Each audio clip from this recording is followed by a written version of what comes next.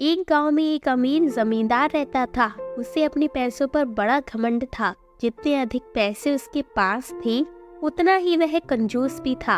अपने खेतों में काम करने वाले किसानों से वह खूब काम करवाता, मगर पगार कौड़ी भर भी न देता।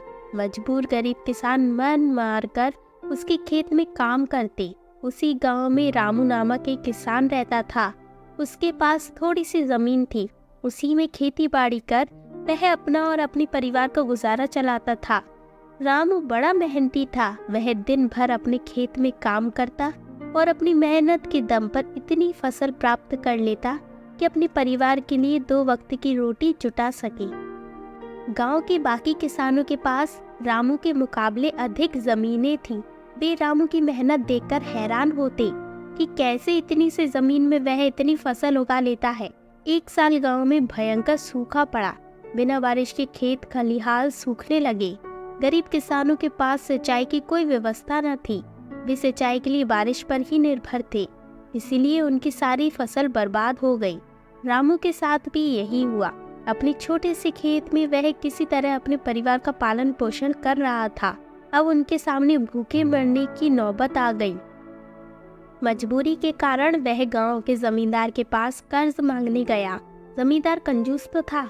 उसने सोचा कि यदि उसने रामू को पैसे दिए तो यह लौटा तो पाएगा नहीं, इसलिए इसे अपने खेत में काम कर लगा लेता हूँ। मेहनती तो ये है ही और मजबूर भी है। कम पैसों में दोगुनी मेहनत करवाऊंगा। उसने रामू से कहा, देख रामू, मैं तुझे कर्ज तो दे नहीं सकता, लेकिन तेरी इतनी मदद कर सकता हूँ कि तुझे अपने खेत में काम पर रख लूँ। तुझे महीने के 1000 रुपये दे दिया करूँगा। पर मालिक, दूसरे किसान तो 2000 पाते हैं। रामू बोला, करना है तो कर, वरना मेरे पास किसानों की कमी नहीं। जमींदार बोला। मजबूर रामू क्या करता, हामी भरकर घर लौट आया। अगले दिन से जमींदार के खेत में काम करने लगा। मेहनती तो वह था ही, वह खूब मेहनत और लगन से काम करता। उसने 4 महीने का काम 2 महीने में ही कर दिया। यह देख जमींदार बहुत खुश हुआ, लेकिन इसके मन में मक्कारी जाग उठी। उसने सोचा कि 4 महीने का काम तो इसने 2 ही महीने में कर दिया, क्यों न इसे निकाल दूं, इससे मेरे 2 महीने के पैसे बच जाएंगे। उसने रामू को बुलाया और उसको 2 महीने के पैसे देकर कहा, रामू, यह लो तेरे पैसे, कल से मत आना, अब मुझे तेरी जरूरत नहीं। ये सुनकर रामू परेशान हो गया। बड़ी मुश्किल से उसका घर चल रहा था। अब अपने परिवार का भरण पोषण कैसे करेगा। वह जमींदार के सामने गिड़गिड़ाने लगा कि उसे काम से न निकाले, लेकिन जमींदार ने उसकी एक न सुनी और उसे काम से निकाल दिया। रामू आंखों में आंसू लेकर घर लौटा। चिंता से रात भर उसे नींद नहीं आई। सुबह उठकर उसने फैसला किया कि वह फिर से जमींदार के पास जाएगा और उससे विनती करेगा कि उसे वापस काम पर रख ले। वह जमींदार के घर के सामने जाकर बैठ गया। सुबह उठकर जाट जमींदार अपने घर से बाहर निकला तो रामू को घर के सामने बैठा हुआ देखा। उसने रामू से पूछा, क्या हुआ रामू, क्यों आया है। रामू जमींदार के पैरों पर गिर पड़ा और गिड़गिड़ाते हुए बोला, मुझ पर दया कीजिए मालिक, मुझे काम पर रख लीजिए, मेरा परिवार भूखा मर जाएगा। जमींदार ने उसकी एक न सुनी और उसे धक्के मार के वहां से निकाल दिया। रामू उस समय तो वहां से चला गया, लेकिन अगली सुबह फिर सेठ के घर के सामने जाकर बैठ गया। जमींदार ने उसे फिर बुरा भला कहकर भगा दिया। अब से रोज यही क्रम चलने लगा। रामू रोज जमींदार के घर के सामने जाकर बैठ जाता और जमींदार उसे भगा देता। पूरे गांव में इस बात की चर्चा होने लगी। सब जमींदार को भला बुरा कहने लगे। तंग आकर जमींदार ने सोचा कि क्यों ना कुछ दिन परिवार सहित दूसरे गांव चला जाऊं। मुझे घर पर न देखकर रामू यहाँ आना बंद कर देगा। अगले दिन वह परिवार सहित दूसरे गांव अपने रिश्तेदार के घर चला गया।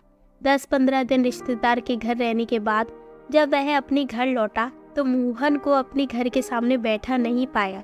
वह मन ही मन खुश हुआ कि चलो उससे पीछा छूटा, लेकिन वह चकित भी हुआ कि आखिर रामू ने आना बंद क्यों कर दिया। उसने गांव वालों को बुलाकर पूछा तो पता चला कि रामू घायल है और अपने घर पर पड़ा हुआ है। जमींदार ने पूछा, क्या हुआ उसे।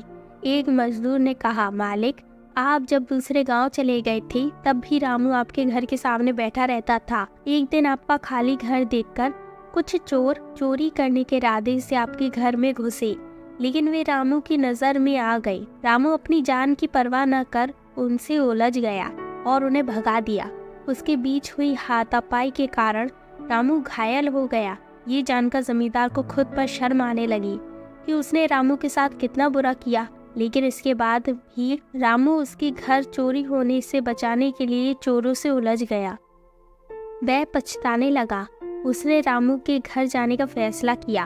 वह रामू के घर पहुंचा तो देखा कि रामू बड़ी दयनीय अवस्था में चारपाई पर पड़ा हुआ है। उसके बच्चे भूख से बिलख रहे हैं। ये देख जमींदार का दिल भर आया।